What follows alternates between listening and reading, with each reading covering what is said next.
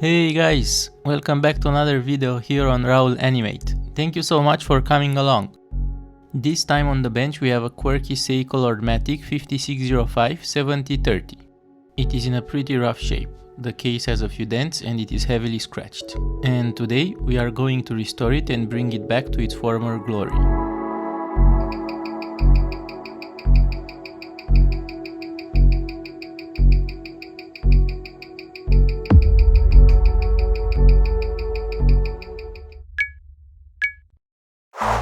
The Lord Matic series was produced between 1967 and 1975. This specific one is from March 1969, which makes it, believe it or not, 57 years old. The Lord Matic watches were positioned between the SEIKO 5 series and the King Seiko lines, aiming to deliver great quality at an affordable price. And man, they really pulled it off.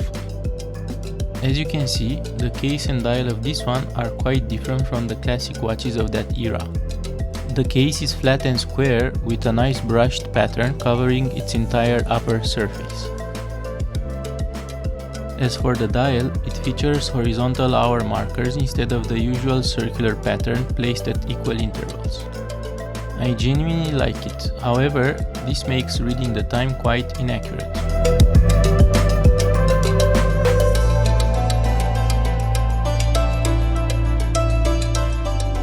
Let's start with the movement disassembly.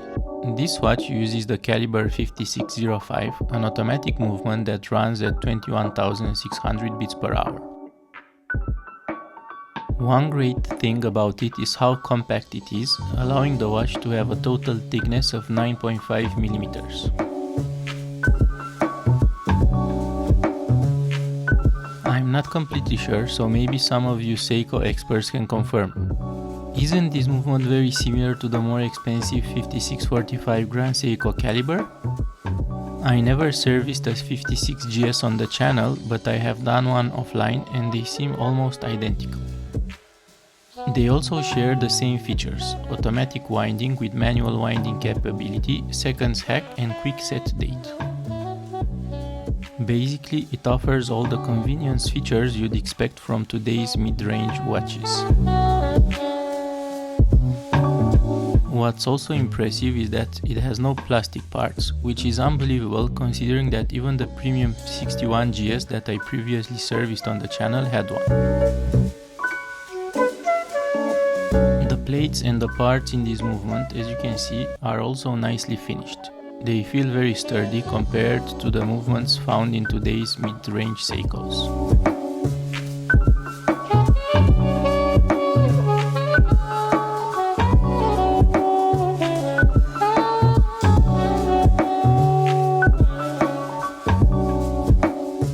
With the train of wheels bridge removed, I carefully take out all the wheels and pinions before I switch to the dial side.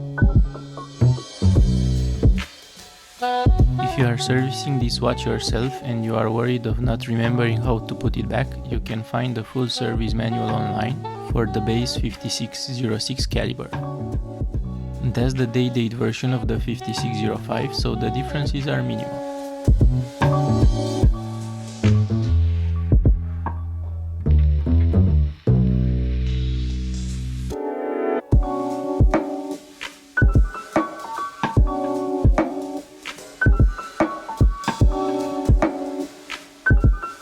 With a bit of stop motion magic, I quickly finished the back side, now moving to the dial side.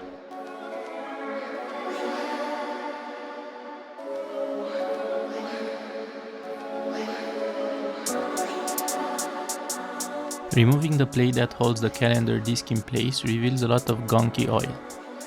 The oils used in the past weren't synthetic like the ones we use nowadays, so over time they always become sticky and degraded. This is one of the reasons the watch wasn't running well. I forgot to film the initial time grapher reading, but it was terrible. 120 degrees amplitude, gaining 20 minutes per day and a bit error of around 6 milliseconds. A total disaster.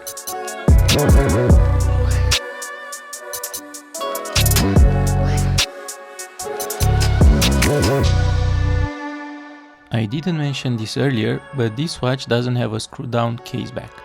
The movement is removed through the crystal side. This design was used to make the watch thinner. However, it comes with some complications.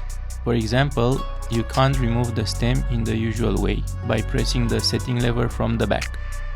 The setting lever has an extension that sticks out of the caliber, so to remove the stem it must be pushed from the front through a tiny gap between the dial and the case. You can see a comparison between the two solutions in this image.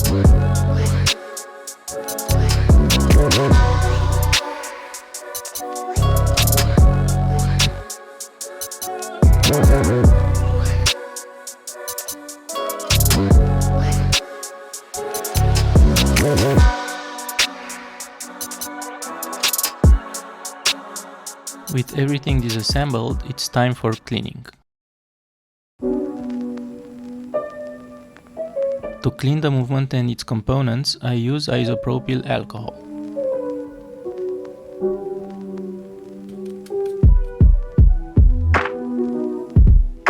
At first, I scrub all the jewels with pegwood to make them clean and shiny.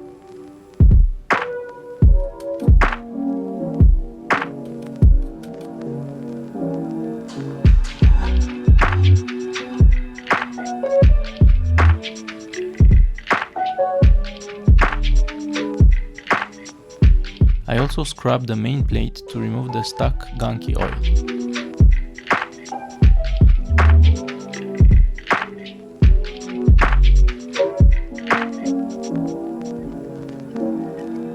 Once that's done, I take all the parts one by one and clean them further using a brush. It is a manual process that takes more time than using an automatic cleaning machine. However, from cleaning quality point of view, I think the final result is the same.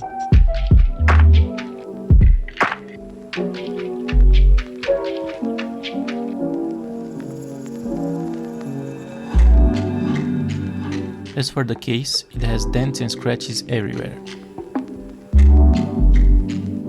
As you can now see, I corrected the dents through a very precise and gentle process.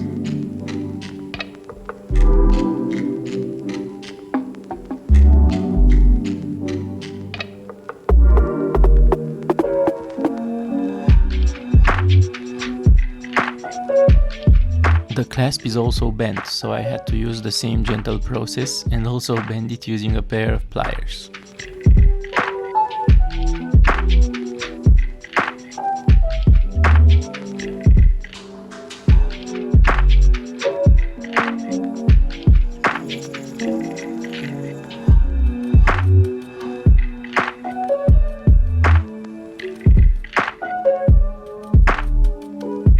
As for the brushed upper surface, I used Scotch-Brite to remove the deep scratches.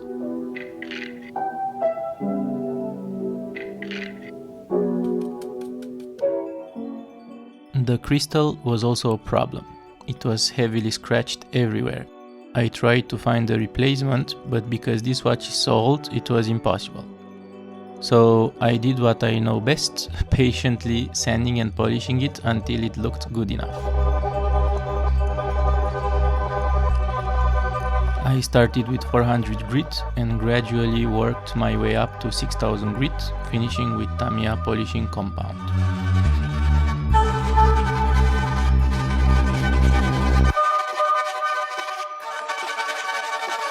I couldn't make it perfect due to the irreversible damage and the deep impact mark, but it is good enough for my needs. Since this is a watch that I plan to keep forever, I am not bothered by the imperfections as long as it works properly.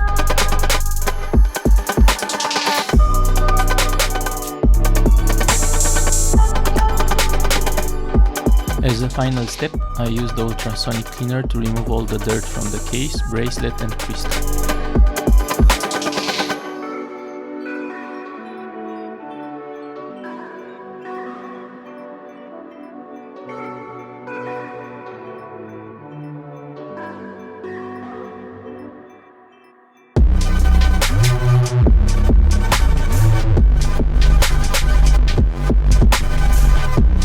You can see the vibrations, which have a very high frequency but very low amplitude. It always does an excellent job. And this is the final result. All the parts are clean and shiny, ready to be reassembled.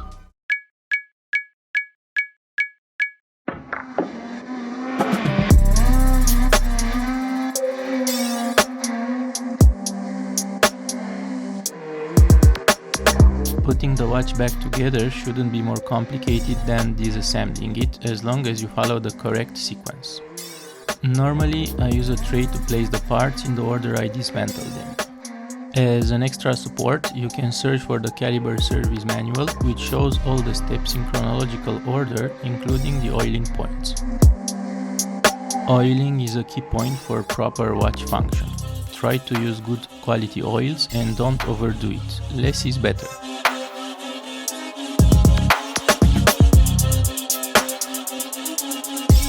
Another important point worth mentioning is to use the correct screwdriver.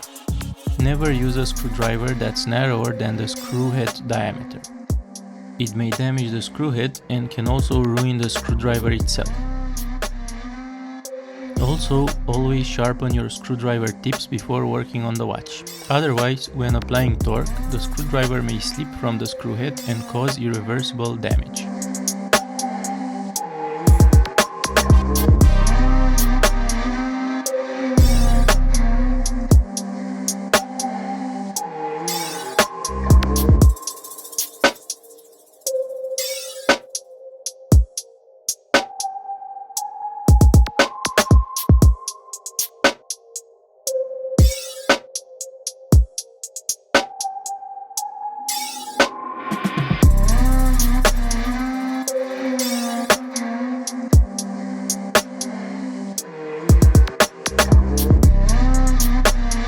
I am quickly progressing on a train of wheels side of the movement. I am assembling the ratchet wheel that supports the winding of the mainspring.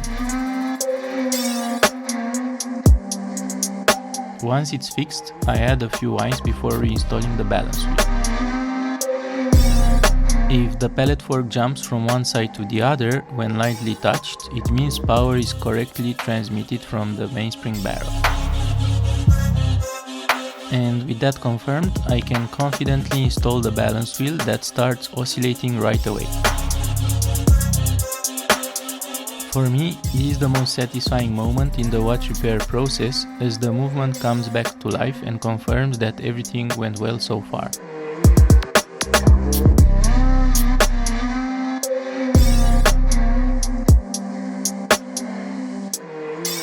Switching to the dial side, even though the components here are less fragile and less critical, I found the keyless works more complicated than usual.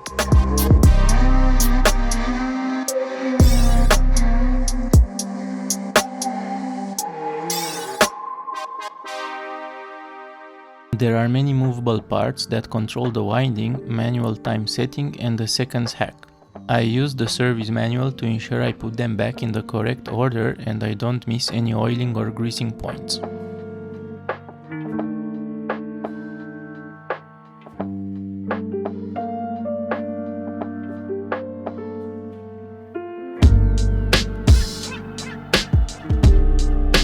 If you are starting out or planning to get into watch repair, I highly recommend getting familiar with the service manuals. They can be very helpful when you are stuck or something doesn't work as expected.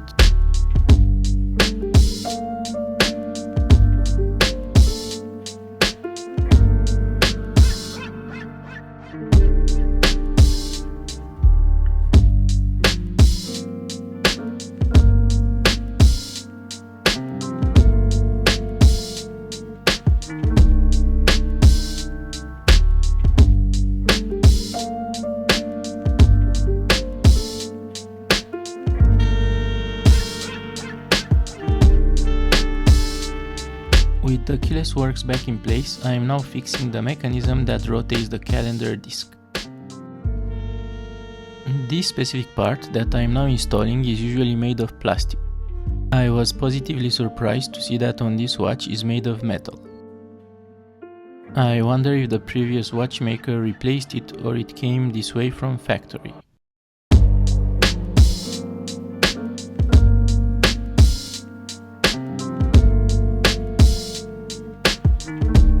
With the dial side completed, I am installing the final piece of the puzzle, the oscillating weight, before casing the movement. It has a very special finish, which is a shame because it's no longer visible once the watch is assembled.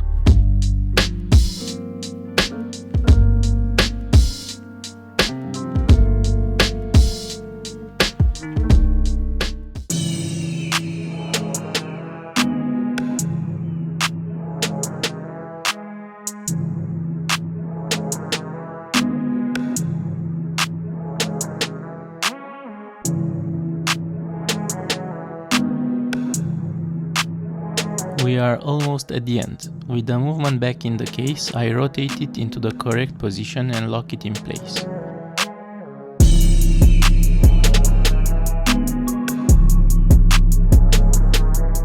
This ring that I'm now pushing locks the main plate, preventing any kind of movement.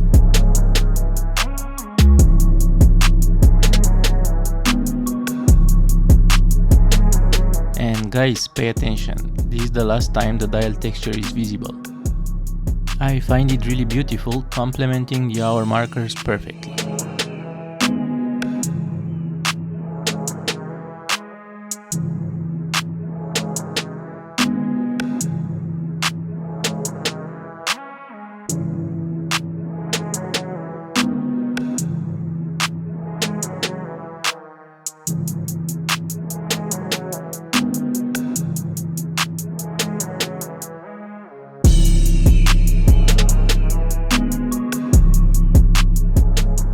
This, dear friends, the watch is almost complete.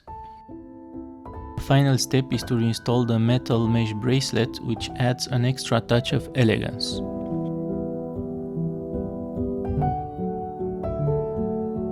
I hope you enjoyed the restoration of this quirky, unusual looking watch.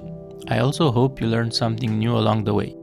If not, I hope you at least had a relaxing time watching this watch come back to life.